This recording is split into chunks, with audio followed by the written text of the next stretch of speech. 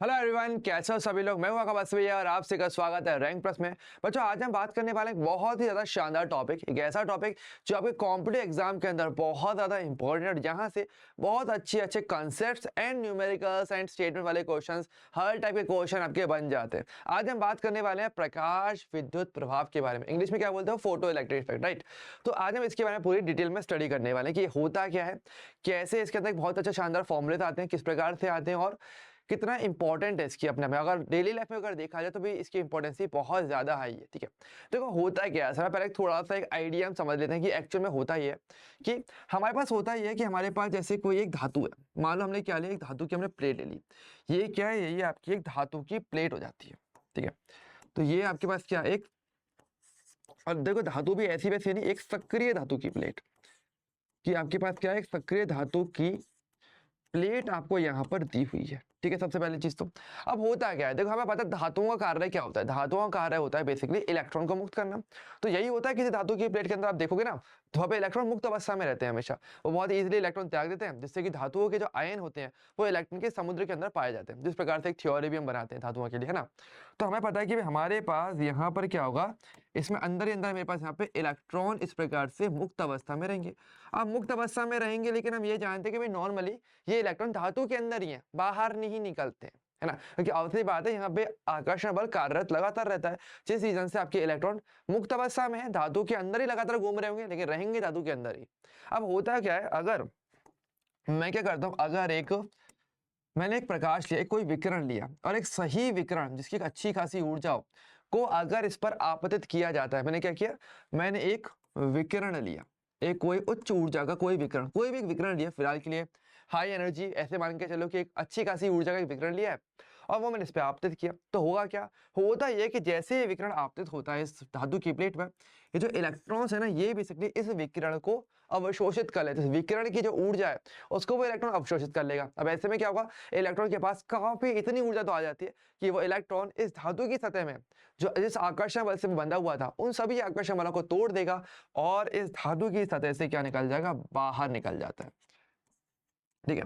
और ये जो घटना है कि विकिरण का, एक सही ऊर्जा के विकिरण का धातु की सतह पर टकरा करके इलेक्ट्रॉन का बाहर निकलना धातु की सतह से, और बाद में ऑब्वियसली बात है बाहर निकलेगा, फिर वो गति भी करेगा, है ना। तो ये जो घटना है इसको बोलते हैं प्रकाश विद्युत प्रभाव, ठीक है। इसको क्या बोलते हैं, प्रकाश विद्युत प्रभाव कहते हैं। प्रकाश के कारण विद्युत, अब तो ऑब्वियसली बात है विद्युत की बात करेंगे तो इलेक्ट्रॉन ही कहीं ना कहीं विद्युत या बिजली के लिए जिम्मेदार होते हैं। तो प्रकाश के द्वारा इलेक्ट्रॉन का बाहर निकलने का ये जो प्रभाव है, इसी को प्रकाश विद्युत प्रभाव कहा जाता है। ये बेसिकली इसकी परिभाषा होती है, ठीक है। हालांकि अगर बात कही जाए तो देखो ये काफी ज्यादा बहुत ही इंपॉर्टेंट है, क्योंकि इसका उपयोग हम काफी जगहों पर करते हैं, काफी तरीके से करते हैं, ठीक है। जैसे कि बेसिकली विद्युत उत्पादन के लिए भी इसका उपयोग काफी तरीके से किया जाता है, ठीक है। अच्छा, जैसे हम बोल रहे हैं सक्रिय धातु, तो पहली बात तो ध्यान रखना, इसमें कुछ इंपॉर्टेंट डिटेलिंग है जो आपको पता होनी चाहिए। इसमें बहुत सारे कंसेप्ट्स आते हैं। पहले जब हम कहते हैं कि सक्रिय धातु बिल्कुल जरूरी है, क्योंकि देखो अगर धातु अगर सक्रिय नहीं हुई, अगर धातु ही नॉर्मली इलेक्ट्रॉन अगर मुक्त नहीं करवाएगी अपने सतह के अंदर या अपने पृष्ठ के अंदर, तो ऐसे में ऑब्वियसली बात है कि आपको इलेक्ट्रॉन मिलेंगे नहीं, तो इलेक्ट्रॉन मुक्त भी नहीं हो पाएगा। ज्यादातर जैसे कुछ सक्रिय धातु मैं आपको बताता हूँ, जैसे कि कुछ सक्रिय धातु की अगर बात की जाए, जैसे कि हम बोल सकते हैं आपका पोटेशियम हो गया, सोडियम हो गया, है ना, सीजियम हो गया, ठीक है, या फिर अगर बात करें मैग्नीशियम हो गया, ये आपके कुछ सक्रिय धातु हैं, मतलब ये इजीली इलेक्ट्रॉन मुक्त कर देते हैं, है ना। तो वो हमारे सक्रिय धातु हैं, ठीक है। अब देखो हमारे पास अब यहाँ पे थोड़ी सी कुछ बाउंडेशन है, थोड़ी कंडीशन होती हैं, कि ऐसा नहीं है कि आप हमेशा हर स्थिति में ये प्रभाव देख सकते हो। और ऐसे देखा जाए तो भाई प्रकृति में तो हर जगह पर धातुएं पाई जाती हैं, तो ऐसे में तो भाई सूर्य का प्रकाश भी क्या है, वो भी विकिरण है, उसमें भी अच्छी खासी ऊर्जा होती है। तो क्या वो हर एक धातु के लिए ये प्रभाव दिखा सकता है? नहीं, ऐसा हमेशा नहीं होता, कुछ कंडीशंस हैं, और इसके लिए प्रॉपर एक्सप्लेनेशन दिया था बाद में जो आपके आइंस्टीन थे, अल्बर्ट आइंस्टीन, उन्होंने बेसिकली इसका पूरा एक्सप्लेनेशन दिया था। और यहाँ पर एक्सप्लेनेशन देते टाइम उन्होंने ऊर्जा संरक्षण के नियम की भी पालना की थी, ठीक है। तो चलिए इसका थोड़ा सा एक्सप्लेनेशन भी देखते हैं। तो एक्सप्लेनेशन देते टाइम एक बार ध्यान रखना, मैं यहाँ पे बात करने वाला हूँ ऊर्जा संरक्षण का नियम, ठीक है। तो ऊर्जा संरक्षण के नियम से हम इसकी बात कर सकते हैं, ऊर्जा संरक्षण का नियम, इसकी मदद से जो है मैं इस प्रभाव को अब बहुत इजीली जो है आराम से समझ सकते हो। देखो अब देखो हुआ है क्या, अगर देखा जाए तो हमारे पास असल में जब ये इलेक्ट्रॉन बाहर निकल रहा है, तो यहाँ तक हमारे पास असल में कुछ घटनाएं हुई हैं। घटना क्या हुई, हमने लिया एक विकिरण जिसकी एक सही ऊर्जा है, ठीक है। एक ऊर्जावान हमने एक विकिरण लिया और जैसे वो उस पे आपतित होता है इस धातु की सतह पर, तो दो घटनाएं होती हैं। पहला तो क्या होता है कि इस विकिरण को दो काम करने पड़ेंगे। एक तो उसको इस धातु की सतह को बाहर निकालना पड़ता है, धातु की सतह से इलेक्ट्रॉन को बाहर निकालना पड़ेगा। और जब इलेक्ट्रॉन बाहर निकल जाएगा तो बाहर निकलने के बाद ये जो इलेक्ट्रॉन है ये गति करता है, ऑब्वियसली बात है ये इलेक्ट्रॉन लगातार चलेगा। तो यानी कि विकिरण की जो ऊर्जा है वो एक तरीके से दो भागों में खर्च होती है। एक तो इलेक्ट्रॉन को बाहर निकालने में कि धातु की सतह से इलेक्ट्रॉन बाहर निकले क्योंकि वो अंदर बंधा हुआ है, और बाद में जो ऊर्जा बच जाती है फिर उससे इलेक्ट्रॉन क्या करेगा, गति करेगा। ऑब्वियसली बात है कि ऊर्जा संरक्षित रहती है।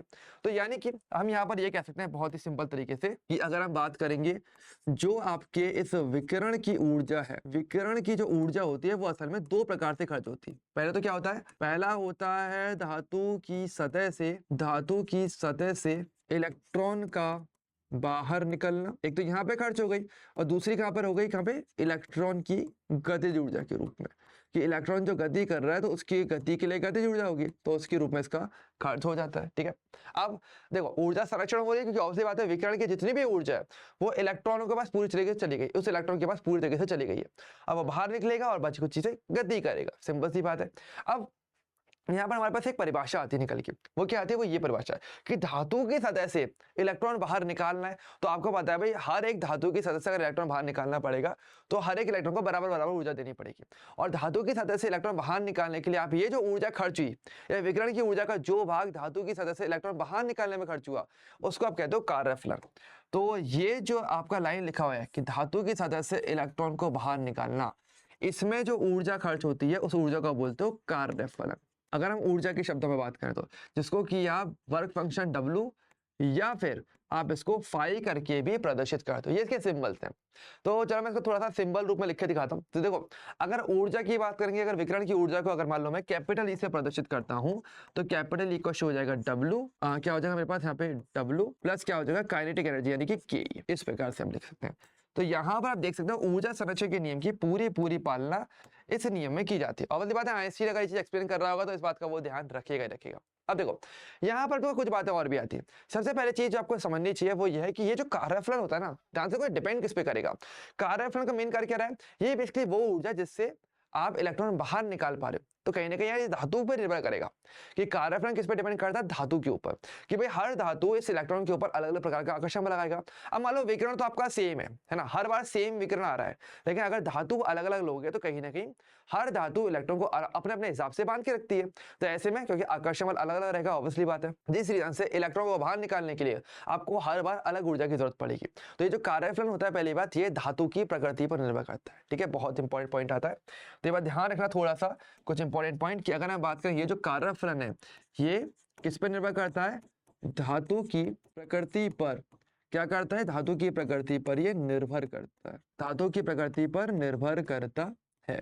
ठीक है, ये ध्यान रखने वाली चीज थोड़ा सा इंपॉर्टेंट रह जाता है। ठीक है, अब इसके अलावा देखो इस फॉर्मूले को तो हम और अच्छे तरीके से लिख सकते हैं। कैसे, देखो अगर हम बात करें विकिरण की ऊर्जा, अब विकिरण की ऊर्जा कैसे निकाली जाएगी, है ना, तो देखो ध्यान दीजिए प्लांक आया था और प्लांक ने हमने क्वांटम सिद्धांत में ये चीज समझाई भी थी कि किसी भी जो विकिरण की ऊर्जा होती है वो उसकी आवृत्ति के समानुपाती होती है ना, और जिससे E=hν करके आप उस विकिरण की ऊर्जा निकाल सकते हो, राइट। तो प्लांक के सिद्धांत का फिर हम यहाँ पे उपयोग भी ले सकते हैं। तो अगर हम बात करेंगे, चलो मैं यहाँ पे शॉर्ट में लिख देता हूँ। तो अगर हम बात करें हमारे पास यहाँ पे, चलो यहाँ लिख देते हैं कि प्लांक के क्वांटम सिद्धांत के अनुसार जो किसी विकिरण की जो ऊर्जा होती है वो इक्वल होती है h न्यू, क्योंकि आप जानते हो आपकी बात वो समानुपाती होती है न्यू के, तो h आपका प्लांक स्थिरांक बन जाता है जिससे आप उसकी ऊर्जा निकाल सकते हो, है ना। तो यहाँ पर हमारे पास फॉर्मूला ये आ जाएगा फिर आगे करके, तो h न्यू इक्वल हो जाएगा W प्लस, अब काइनेटिक एनर्जी का फॉर्मूला क्या होता है, हाफ mv² होता है, ऑब्वियसली बात है, तो वो क्या हो जाएगा आपका हाफ mv²। तो ये आपका आगे का फॉर्मूला आता है। ठीक है, ये इस प्रकार से। ठीक है, अब वही वाली बात है, अगर हम बात करें कार्यफलन को, तो कार्यफलन को भी आप आवृत्ति के पदों में लिख सकते हो। कैसे, देखो ऑब्वियसली बात है कि कार्यफलन क्या है, कार्यफलन में हम क्या करते हैं, विकिरण की वो ऊर्जा खर्च होती है जिससे इलेक्ट्रॉन बाहर निकलता है। अब वही है ना कि विकिरण की ऊर्जा अगर निकले नहीं है तो वो आप आवृत्ति के रूप में ले सकते हो, अगेन प्लांक के सिद्धांत के अनुसार। तो अगर हम लेके चले कि मान लो न्यू नॉट करके आवृत्ति है जिससे कि आपका इलेक्ट्रॉन बाहर निकल रहा है, कि मान लो कि यदि तो ऐसे स्टेटमेंट करके आप इसको लिख भी सकते हो बहुत इजीली कि यदि न्यू नॉट आवृत्ति के विकिरण पर इलेक्ट्रॉन बाहर निकल सकता है तब, अच्छा इसको ऐसे है न्यू नॉट न्यूनतम आवृत्ति की, मिनिमम आवृत्ति इतनी होनी चाहिए कि यदि न्यू नॉट न्यूनतम। देखो ऑब्वियसली बात है ना भाई, विकिरण के पास कम से कम ऊर्जा तो होनी चाहिए। अगर जरूरत से कम ऊर्जा हो गई तो हो सकता है भाई आकर्षण बल अगर ज्यादा हुआ तो इलेक्ट्रॉन बाहर ही नहीं निकलेगा। तो मिनिमम कितनी आवृत्ति होनी चाहिए, मान लेते हैं न्यू नॉट आवृत्ति है जिसपे इलेक्ट्रॉन बाहर निकलता है। तो जब ध्यान रखना, तो ऐसे में तो जो कार्यफलन होता है वो क्या होगा, आपको एच न्यू नॉट आपका हो जाता है, ठीक है, कि भाई इतने पर आपका इलेक्ट्रॉन बाहर निकलेगा तो ऊर्जा क्या हो जाएगी, एच न्यू नॉट। और यही क्या, इसी को कार्यफलन बोलते हैं, इसकी संगत ऊर्जा। तो ये और यहाँ पर फिर आपका ये जो न्यू नॉट होता है जिसपे बाहर निकलता है, जो न्यूनतम आवृत्ति का विकिरण, जिसपे उसकी आवृत्ति क्या होनी चाहिए, जिसपे इलेक्ट्रॉन बाहर निकलेगा, इसको बोलते हैं आप दहली आवृत्ति। इसको दहली आवृत्ति कहा जाता है। इसको आप क्या कहते हो, दहली आवृत्ति कहते हैं, ठीक है। अब चलो इसको भी मैं यहाँ पे पुट करता हूँ और हमें एक नया समीकरण आपको यहाँ मिल जाता है जो कि बहुत ही ज्यादा इंपॉर्टेंट है। तो फिर हमारे पास क्या मिल जाता है, तो फिर हमारे पास पता चलता है कि आपके पास एच न्यू इक्वल टू हो जाता है H nu naught plus half M B square, ठीक है। और ये इसका एक बहुत इंपॉर्टेंट फॉर्मूला निकल के आता है, ठीक है, जिसका उपयोग सबसे ज्यादा किया जाता है। हालांकि इस फॉर्मूले को भी आप अलग अलग रूपों में लिख सकते हो, जैसे कि आपको पता है आवृत्ति और तरंग दैर्ध्य का संबंध भी रहता है, तो यहाँ पर इस फॉर्मूले के अंदर आप आवृत्ति को तरंग दैर्ध्य से प्रतिस्थापित भी कर सकते हो। कैसे, क्योंकि हम जानते हैं, क्योंकि हम अच्छी तरीके से जानते हैं न्यू इक्वल टू क्या होता है, सी अपॉन लैम्डा होता है। तो अगर न्यू नॉट हो गया तो उस पर सी अपॉन लैम्डा नॉट आ जाएगा। तो फिर हमारे पास क्या बनेगा, तो H C upon lambda equals to H C upon lambda के साथ नॉट लगा दो, सेम नॉट यहाँ पे कॉपी कर दो, plus half M V square. तो ये जो है हमारे पास बन जाएगा। अगेन लैम्डा क्या है, लैम्डा विकिरण की तरंग दैर्ध्य है। तो लैम्डा नॉट क्या है, न्यू नॉट क्या था, दहली आवृत्ति। तो ये क्या हो जाएगी, दहली तरंग दैर्ध्य, कि मिनिमम इतनी तरंग दैर्ध्य का प्रकाश होना चाहिए, ठीक है।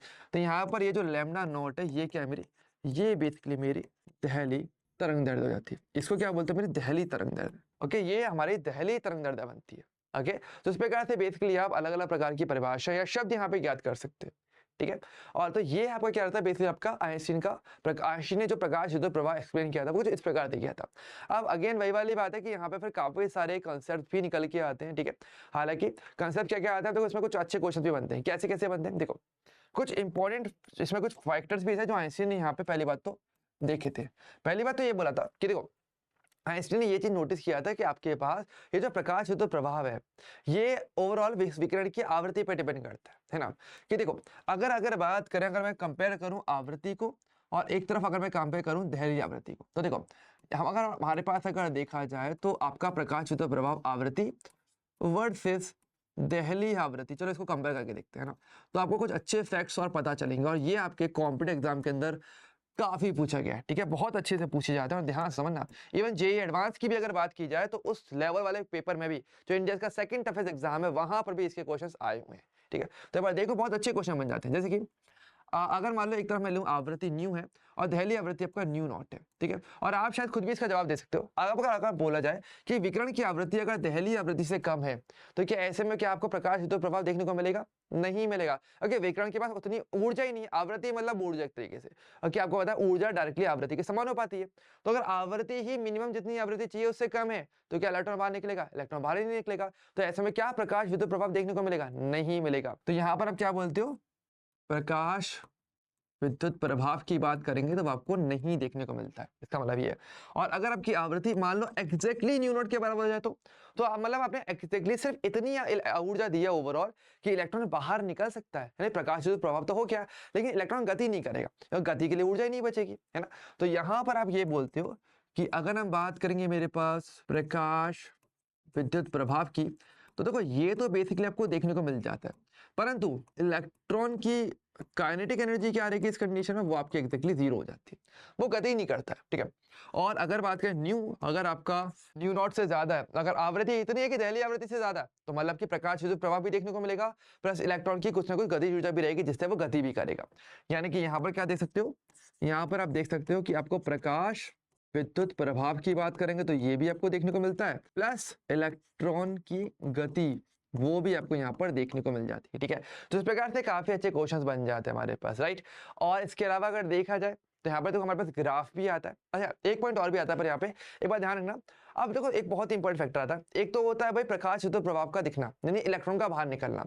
तो इलेक्ट्रॉन का बाहर निकलना अगर देखा जाए तो वो आवृत्ति पर डिपेंड कर रहा है, इसका मतलब ये है ना, इसका मतलब तो यही हो गया। तो यहाँ पर तो बहुत ही शानदार एक नोट आता है जिसमें अक्सर बच्चे कंफ्यूज भी होते हैं, और अभी मैं बताऊंगा क्या कंफ्यूजन भी बनता है। देखो कि अगर बात करेंगे तो इलेक्ट्रॉन का बाहर निकलना, ठीक है, तो ये किस पे डिपेंड करता है, यह है आपकी आवृत्ति पर डिपेंड करता है, ये आवृत्ति पर निर्भर करता है। बिल्कुल सिंपल सी बात है। ओके, प्रकाश तो प्रभाव की बात करें तो वो कंप्लीटली आवृत्ति पे डिपेंड करेगा। लेकिन अगर मैं पूछूं कि इलेक्ट्रॉन कितनी संख्या में निकलेंगे, ये किस पे डिपेंड करेगा, तो वो आवृत्ति पे डिपेंड नहीं करता। मतलब देखो, ऐसे ऐसे मान लो कि जैसे कि आप घर पे बैठे हो, है ना। अब घर पे बैठे हो और आपके मान लो सारे आसपास आपके जो घर वाले सब साथ में बैठे हुए हैं, शाम का टाइम हो रहा है। अब भाई आपके घर वाले थोड़े स्ट्रिक्ट है। अब मान लो आपका दोस्त आता है, ठीक है, एक दोस्त आपको आया कि चलो बाहर आ जाए, चलो घूमने चलते हैं। तो भाई अब वही वाले बात, उस दोस्त में अगर उसमें अच्छी पावर हुई, अगर उसमें अच्छी काबिलियत हुई, तो वो आपको आराम से बाहर निकालेगा और उसको तक घुमाने भी ले जाए आराम से, राइट। और अगर मान लो दोस्त में दम नहीं हुई, तो हो सकता है वो भी बैठ जाए अंदर आके, भाई नहीं मेरा भी कुछ नहीं रहा, मुझे भी बैठा लिया सब लोग घर वालों ने, ये हो जाता है ना। लेकिन अब वही है ना कि चलो आप हो, चलो ठीक है, मेरे दोस्त के पास चलो पावर तो है कि वो बाहर तो निकाल सकता है। लेकिन अब वही है ना कि वो केवल आपको निकाल पाया। अगर मान लो उसमें एक वो ना एक चमक, एक अलग ही तीव्रता उसमें हुई, एक अलग ही चमक उसके पास रही, तो क्या होगा, वो आपको भी निकालेगा और साथ में आपके छोटे भाई बहन भी हुए तो उनको भी लेकर चलेगा, भाई चलो इन सबको भी ले चलते हैं। तो कितनी संख्या में लोग निकलेंगे और एक लोग का निकलना, दोनों फर्क होता है, ठीक है। तो लोगों का निकलना यानी इलेक्ट्रॉन का निकलना तो आवृत्ति पे डिपेंड करेगा। लेकिन अब कितने इलेक्ट्रॉन निकलेंगे, 10 निकलेंगे, 20 निकलेंगे, 50 निकलेंगे, ये आवृत्ति पे डिपेंड नहीं करता। ये डिपेंड करता है उस विकिरण की तीव्रता पे, ठीक है। तो यहां पर हमें ऐसे लग सकता है कि कितनी संख्या में इलेक्ट्रॉन निकलेंगे, यह किस पर डिपेंड करता है, यह विकिरण की तीव्रता पर, यह विकिरण की तीव्रता पर निर्भर करता है, ठीक है, ध्यान रखना। ये किस पर डिपेंड करता है, ये विकिरण की तीव्रता पर निर्भर करता है। ओके, तो ये थोड़ा सा आपको ध्यान रखने की जरूरत है। तो तीव्रता अलग चीज है, मतलब तरीके से मानो चमक, तीव्रता एक तरीके से चमक होती है ना, कि विकिरण में कितनी तीव्रता होगी उतनी संख्या में इलेक्ट्रॉन निकलेंगे।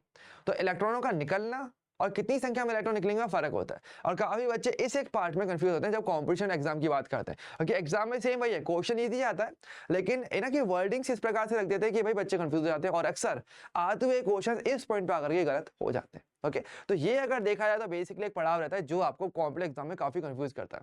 हालांकि ये जो मैंने बताया ये तो केवल छोटा सा डेमो वाला पार्ट है, इसके अंदर और भी बहुत सारी चीजें निकल के आती हैं अगर देखी जाए तो में बहुत अच्छे क्वेश्चन भी बनते हैं और इससे भी काफी सारे टॉपिक्स आगे जाके कनेक्ट भी होते हैं। हालांकि ये जो था ये तो केवल डेमो था, ठीक है। लेकिन हाँ, अगर आपको पूरा स्टडी करना है, आपको पूरी अच्छे से डिटेल में स्टडी करनी है, तो इसके लिए आपको ज्वाइन करना पड़ेगा रैंक प्लस का प्रॉपर कोर्सेज चल रहे हैं जेई के लिए भी और नीट के लिए भी, जहां पर आप इस सबकी पूरी डिटेल स्टडी कर सकते हो। एंड इवन सिंपल सी बात है, जेई एडवांस की अगर बात करेंगे, जैसे ये टॉपिक जेई एडवांस लेवल तक भी जाता है, अगर आप जेई की तैयारी कर रहे हो तो ऑब्वियसली बात है आपको ये बहुत ज्यादा हेल्प करने वाला होगा। और अगर नीट की तैयारी कर रहे हो तो नीट पे भी अगर देखा जाए तो इसके काफी अच्छी क्वेश्चंस देखने को मिलते रहते हैं, ठीक है, और ऑलमोस्ट सारे साल से क्वेश्चन बनते ही रहते हैं, ठीक है। तो भाई अच्छी तैयारी करनी है और इसके लिए भाई आप बिल्कुल फॉर्मेलिटी वाली स्टडी तो नहीं कर सकते, आपको यहाँ पे क्वालिटी वाली स्टडी ही करनी पड़ेगी जो कि रैंक प्लस पर होती है। और यहाँ पर आपको सारे कोर्सेज अवेलेबल है, नीट के भी, जेई की, अगर आप हिंदी की हो तो हिंदी में सारे कोर्सेज हैं, और अगर इंग्लिश की हो तो इंग्लिश के आपको सारे कोर्सेज यहाँ मिल जाते हैं। एंड छोटे बच्चों के लिए भी हमारे पास 8 से लेकर 10 क्लास तक के बच्चों के लिए भी कोर्सेज हैं। और कोई भी डाउट लगता है आप इस नंबर पर कॉल कर सकते हो एडमिशन के लिए 9116300300। और रैंक प्लस की ऐप को डाउनलोड करना मत भूलना, जो कि आप स्कैन करके भी डाउनलोड कर सकते हो। समझो इस सेशन में मेरी तरफ से इतना ही रहेगा, और भी वीडियो इसी प्रकार से मैं लेकर के आता रहूंगा। लेकिन कोई भी डाउट है, कोई भी क्वेरी लगती है, आप कमेंट करके भी बता सकते हो। और इसी प्रकार से हम मिलते रहेंगे किसी और सेशन में, तब तक के लिए bye bye and take care.